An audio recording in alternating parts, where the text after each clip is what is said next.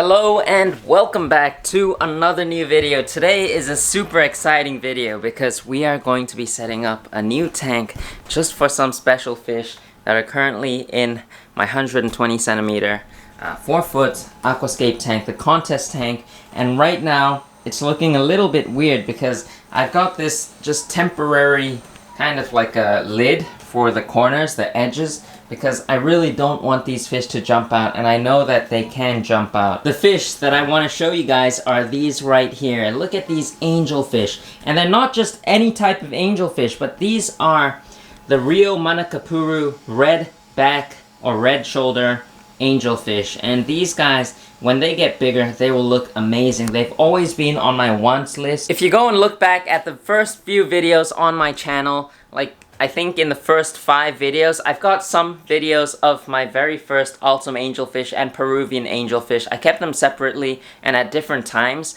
but I don't know why. I sold them off so soon and you guys never really saw much of them, but I really love those fish and we're getting them back. So I apologize, the lights still haven't turned on this tank. They turn on at around 1 o'clock and it's still early in the morning, but these 𝗯𝘂𝘂𝘀𝗀𝘀𝗀 RGB lights, they're amazing. They're probably one of the best lights that you can get for aquascaping planted tanks. And to show off incredible like redfish, cardinal tetras look incredible under those lights. But yeah, not to get off topic, the lights are great, but let's talk about the fish. So these fish, the angelfish, they're still really small in size. If I compare with my hand, like you can see, I don't know how big you'd say that is, but I'd say around 3 or 4 months old, maybe. And you can see that black stripe. That's something that the 𝗯𝘂𝘀𝗀𝗀𝗀 angelfish, that's one of the characteristics. They've got the thick black stripe on the back, and then the front stripe is a little bit thinner, a little bit more like faint in color. But that's what I really love about them. And the best thing is that when they grow bigger, they'll have a very distinct red color on their backs, their shoulders. Kind of like a koi angelfish, except these guys have the stripes and they're found in the wild, where koi angelfish, I think you don't find those things in the wild. These guys, however, they're not wild caught. They were bred in Europe, Czech Republic, if I'm not mistaken. So that's where they're from, and I'm really happy to get them. And I'm kind of glad that they're not wild caught, because wild caught fish can be pretty delicate, sensitive to water conditions, and you've got to really watch the water, the pH and stuff like that. So having captive bred fish is kind of easier to take care of. Now before I carry on with this video, I just want to say a huge thank you to Aqua Field Asakusa, because they are the guys who helped me source this fish, and they did it so quickly that I was just shocked and I was impressed with how they did it, because I was having a hard time looking for this fish around this area where I live. I went to different fish stores and I asked them whether they can help me find this fish, and none of them were like kind of willing to help me out. So I ended up asking Aqua Field on their Instagram whether they could help me source this fish, and they did it in just 2 days or less. I think, like, I asked them, and then the day after they came back with a reply saying, we can get these fish for you, just tell us how many you want. And it was so smooth, so quick, so easy, and thank you so much. If you guys have the chance to visit Aqua Field in Tokyo, Japan, you guys gotta go there, because they've got some incredible fish, and it's an amazing place. I really want to go there again. So what exactly are we doing today, you might be wondering. So first of all, if you guys don't know this scape, this is my IAPLC contest aquascape that I set up for the 2021 contest. That's the International Aquatic Plants Layout Contest, and I'll have videos of it down in the description below talking about how I set this thing up and what the contest is exactly about. But I ended up ranking 59 out of 2,617 people. Totally unexpected for me. I was thinking I would get around 300. That was my goal, but I ended up ranking 59, so that's pretty insane. So I'm going to be rescaping this tank for next year's contest, because I want to set something new up, and I'll be moving this tank out into the garage fish room, because that's where I want all my tanks to be, instead of having it in 2 locations. It's kind of troublesome doing water changes that way. So before I take this tank down, I gotta move the angelfish out and move them into their own tank where they can grow out. They also don't have enough space here because it's just filled with plants. They can't swim behind the plants because the stem plants are just so dense and there's no room back there, so they've only got this front section and kind of that back corner to swim around. So I want to get them into their own tank and feed them up, get them big, and try to breed them in the future. And I've also got all these tetras snatching their food, so I've got to put a bunch of food in here to make sure the Altoms eat, because these tetras, they just grab all the food super fast. And here we are in the fish room. The fish room is slowly coming along. It's getting to where we want, one step at a time, as I always mention. Right here, I've moved my 60cm aquascape tank out into the fish room, but right now it's just temporarily holding some plants. It's not an aquascape yet. We're gonna scape that up soon, but this spot right here is where I want to move that 4-foot tank that we just saw. You can see I've got the tape marker kind of right there. I already know where it's going to sit, so I can't wait to get that out here and scape it for the next contest. I've already got the driftwood. This wood I actually got from one of my neighbors just like 1 minute down the road, and less than that, like 15, 30, 20 seconds down the road. Some super nice looking driftwood, and I can't wait to use this for my next contest aquascape tank. And also, if you're wondering why my neighbor had some driftwood lying around, it's because he used to have a very nice fish store, and right now he doesn't. He hasn't had that store for, I think, the last 10 years, so that kind of sucks. But if he had that store still, I'd be going there every single day.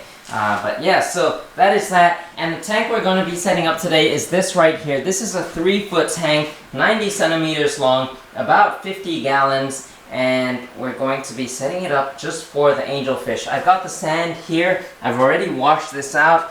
I've got some gravel that I'll be putting in just to give it more texture and a more natural look, and I've got some driftwood as well. We're not going to be using too many pieces of driftwood because I don't want the angelfish to get hurt, and I want them to have enough space to grow and swim around and just do their angelfish thing.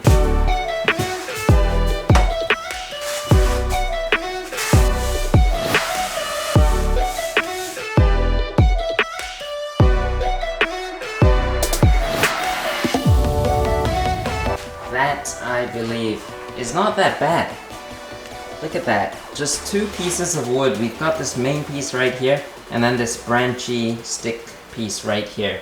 And I think this is actually pretty nice. It's kind of like a triangular composition as well. Very simple, very minimalistic, and we just put some gravel around this area, maybe some rocks as well, and then that's basically it. There's a bunch of space for the angelfish to swim around. They can grow up in here, and hopefully we can get a breeding pair in the future, because I think it would be super cool to see those fish breed.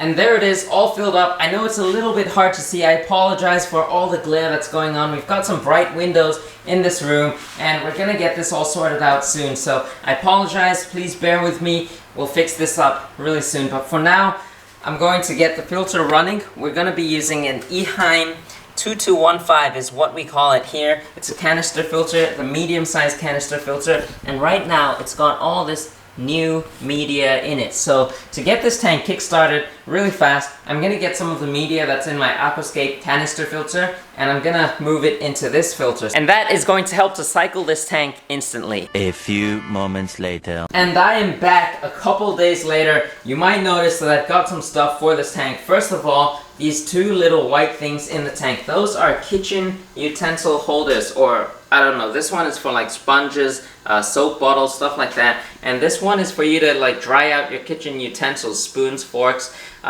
or even toothbrushes. But I'm going to be using them for a totally different purpose. I'm going to be putting plants in them. First of all, for this one right here, I'm going to be putting some of this pothos. And this is some beautiful pothos that I found at the home center. It's really cheap, $3 for this entire pot, so that's amazing. So I'm going to be taking some of those cuttings, putting that in there, and then for this one right here, I'm going to be using some of this plant that I already have. This is Philodendron Papua New Guinea, and it's actually an aquatic plant, but it can grow immersed, and you just keep the roots submerged, and you can see those roots, just incredible. So we're going to be taking some of this and putting it in there, and I think it'll be perfect for the angelfish when they come into this tank. And here's the filter running really nice and quietly. We've got the pipes at the back of the tank. It's flowing really great. And I've also built this little stand to keep my filter on top of it, and then below we can have another filter if we need to, for the tank that will sit on the bottom. I've also added some cardinal tetras into this tank just to help cycle the tank even more, and very soon the angelfish are going to come into this tank. But first I want to try to lower the pH a little bit, and I'm going to do that by adding peat moss into this tank, maybe some catappa leaves or alder cones just to make it look more natural. And let me know what other fish I should get for this tank. I'm thinking some 𝗲𝘂𝘀𝗶𝗲𝘀𝘀 swimming at the bottom. It'll look super natural, super like biotope-like, even though this isn't a true biotope. But I think 𝗲𝘂𝘀𝘀𝗀𝘀 would make this tank look amazing. 1 week later. I want to say a big thank you to my friends at Aqua Field Asakusa. They are amazing people, super friendly, super helpful, and I'm so happy that I managed to get these 𝗯𝘂𝘀𝗶𝗀𝗀𝘀 red shoulder angelfish. As I mentioned earlier, I used to have wild Peruvian angelfish as well as autumn angelfish, and I wish I'd never sold them off so quickly, but I was also living in a different country back then, and now I've got these 𝗯𝘂𝘀𝗀𝗀𝘀 angelfish, and I just can't wait to see them grow and get that red coloration on their shoulders, hopefully. I've always been an angelfish person since young. I've loved the wild type angelfish with the black markings on the side of their bodies. I also do like the commercially bred types like the ghost, the koi angelfish. Those are amazing and I love all of them, but the wild types are my favorite. As always, I hope you enjoyed today's video. If you did, be sure to hit that thumbs up button and subscribe if you haven't already, because we've got so many things to do in this fish room and so many tanks that we need to set up here. So make sure you subscribe and I'll see you guys next time.